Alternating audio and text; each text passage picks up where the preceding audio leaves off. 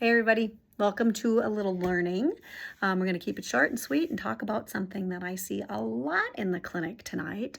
It's called overwhelm. So have you ever felt scattered, pulled in a million directions, mentally exhausted, emotionally short, easily irritated? It's not a failure in you, and it's often a nervous system signal. Overwhelm is a sign that your nervous system is just stuck in fight or flight. So we got to dive into that a little bit and go, what's that again? So again, super simple education on this.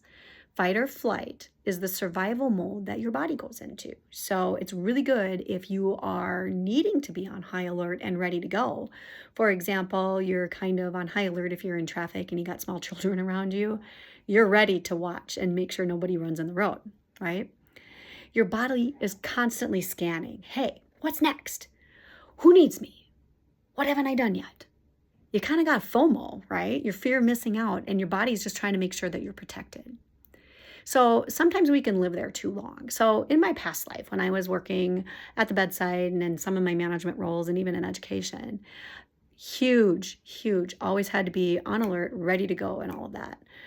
And sometimes in my role as a mom, especially as a mom with littles, I think back and again, kind of that example, we're in traffic, we're in a situation, or I'm just waiting for my children to actually, something's going to go wrong, right? When you live there too long, you actually overextend.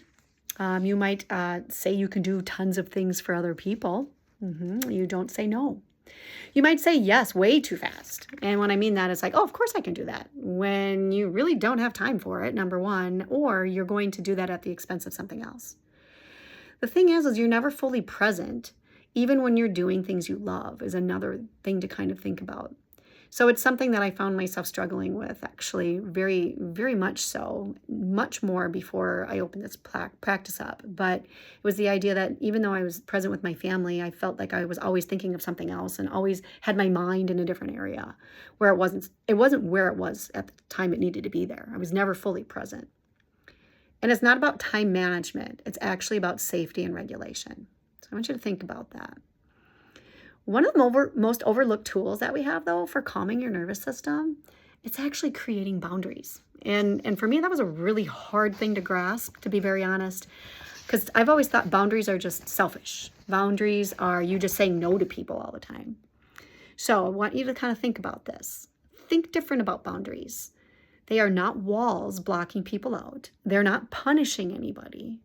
And they're not rejecting anybody. What it does is it sends a clear signal of safety to your body, because your body then knows where it can rest and it knows when it can stop and turn off. When the boundaries are missing, your nervous system, it just never shuts off. It has a no off switch. When they're clear, your nervous system feels safe finally. It can actually shut down and rest. It can digest your food. It can actually allow your body to heal. Your focus actually improves on areas where you need to be because you're present there. You're literally present in the moment. You're able to feel the emotions, you're able to feel the feels, and you're able to engage in the conversations that you truly need to and to be with the people that you need to be 100%. They're not limiting, and in fact, they're actually freeing.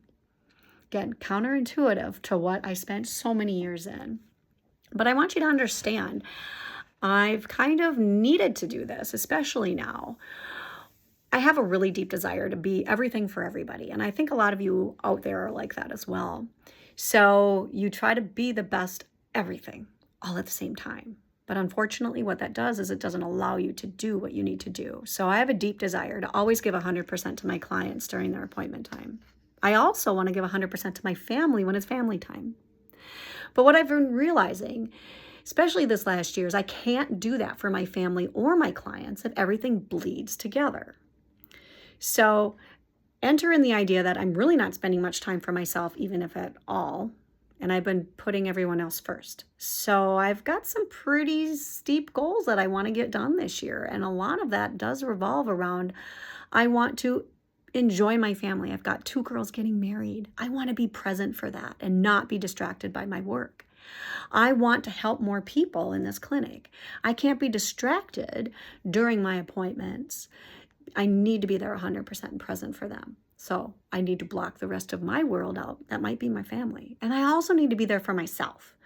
I need to get my exercise program going again. I need to find that time when I can shut my own brain down that's not attached to anybody else.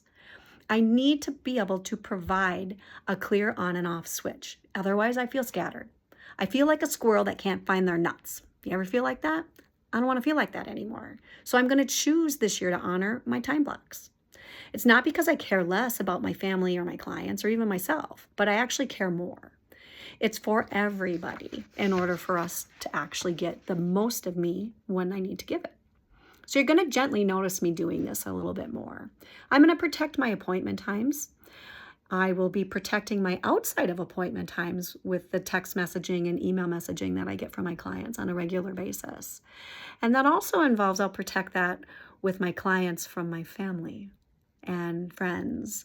I will also be protecting my personal time. I want to be able to show up fully where I'm meant to be. You can do this too. There's simple, non-overwhelming steps you can take. I always like to recommend pick one. Don't pick all of them. It's too hard. So, for example, what could you do? Put your phone down during your meals. Be present with the people that you're talking to. Think about when you go out to eat and all you see are people on their devices. Don't be that way. Try to just be present with the people that you're eating with. No multitasking during rest. If you're in rest time, please rest. I'm notorious for that. Again, nurses eat on the run. You eat while you're charting. You eat while you're this. How about stop, slow down, and eat? Let your body digest your food. Let your body rest. Stay off your phone. Don't sit and try to multitask 10 emails while you should be resting. And maybe one evening a week, don't have any commitments. Have it be open time where you can just be and be present with yourself or with whoever you choose. And another one, shutting off notifications on your phone or your computer. I don't know about you, but when I'm watching people, I see the notifications. I hear the notifications. They're coming through constantly. If you're distracted, you're not going to be efficient. You're not going to be effective at what you're trying to do. So ask this before saying yes to anything. Will this help me regulate my nervous system, or is it going to dysregulate me and cause me to go off? Remember, your nervous system heals through consistency and repetition. That's how it actually works. There's patterns. It's not about perfection. It's about just picking one thing, trying it, and repeatedly doing it until you can kind of rewire it and start to settle it down. Because when you feel calmer, clearer, and more present, your nervous system, that's its way of saying thank you. So give it a shot. You work on your boundaries, and I'm going to work on mine. Talk to you next time.